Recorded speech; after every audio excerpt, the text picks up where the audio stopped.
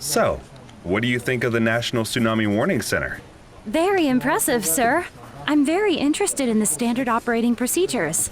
Yes, standard operating procedures, or SOPs, are very important in our work.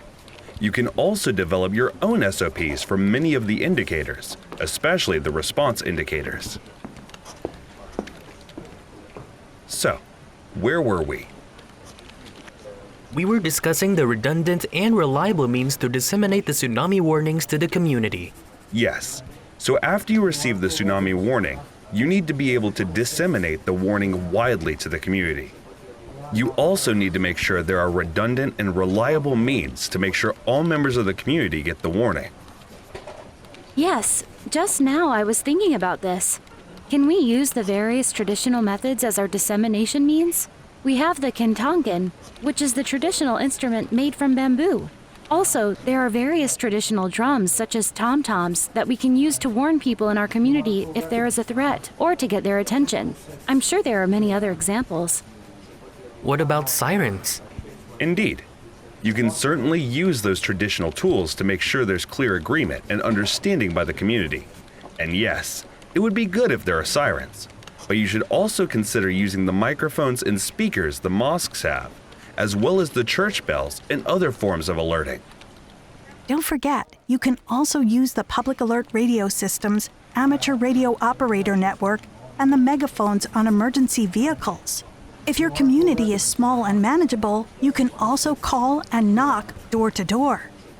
So you see, there are many ways to disseminate warnings to the community. You just need to decide which are more applicable and reliable for your community. Yes, I agree, sir.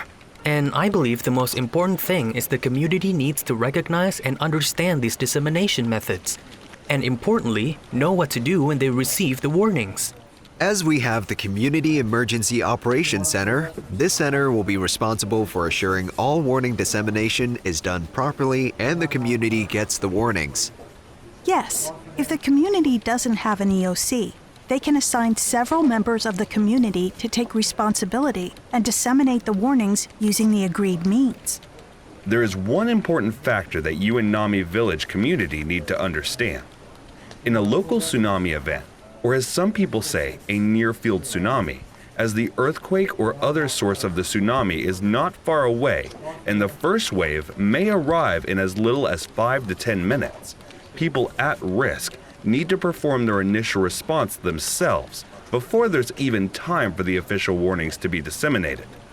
In the course of local tsunamis, individuals, including emergency personnel, will need to take personal responsibility to evacuate immediately after recognizing the natural warning signs or environmental cues of a possible tsunami.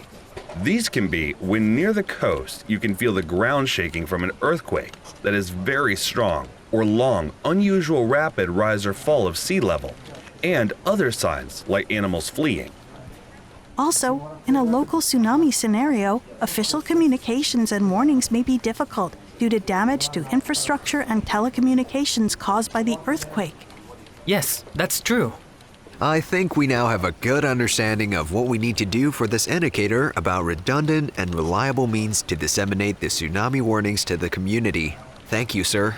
Very good. Just before we end, I know it's getting late and you have to return to Nami Village, but let's quickly think again about the SOPs that Aziza mentioned earlier.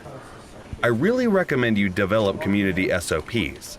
These will help ensure people know exactly what to do, and there will be consistencies in performing their duties, as required by the indicators. Yes, sir. I will work on that too.